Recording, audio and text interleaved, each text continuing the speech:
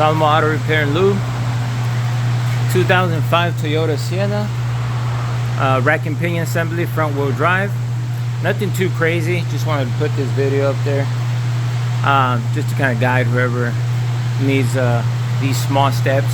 Anyway, so I started off with removing the front tires.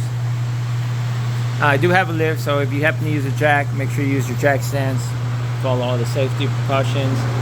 As far as the power steering goes, make sure you follow the proper procedures to do a flush, to clean out the system, to make sure you get the best life out of your rack and pinion. It's always recommended to do the rack and pinion and the power steering pump. You don't have to, but it's always good to do that. Anyway, took off the front tires, loosened the outer tie rod ends while they were installed, disassembled the tie rod ends.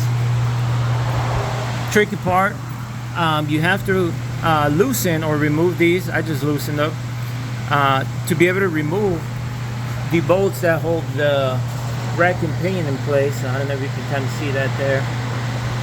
19 millimeter on this side, 17 millimeter on the opposite side. That way the stabilizer bar kind of gets in the way. So same thing on this side, loosened it up, be able to move it up.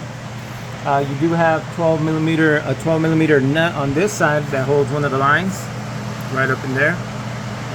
You do have a 12 millimeter nut on this side, a bolt, same thing, holds the pressure line. Remove those.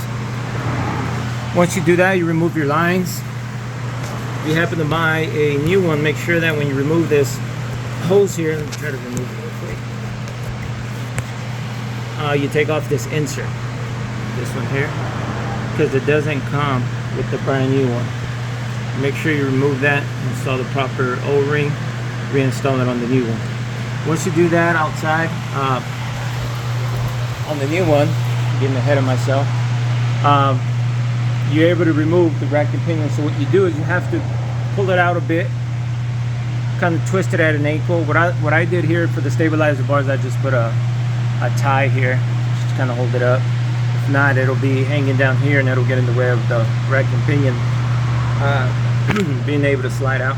So once you do that, once you have it outside, then like I said, put the proper O-rings.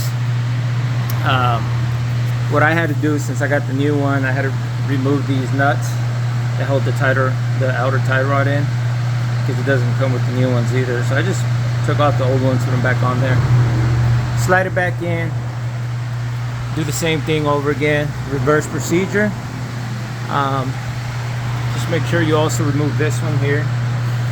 Comes down from the steering wheel, 12 millimeter. Just kind of push it up. What I did is I sprayed some lubricant in here. It came out pretty easy, nothing too crazy. But other than that, pretty simple job, not too crazy. Like I said again, just make sure you follow all safety procedures, especially if you're going to be underneath the car. Put your proper stands, solid ground. You should be good. Hope this video helps.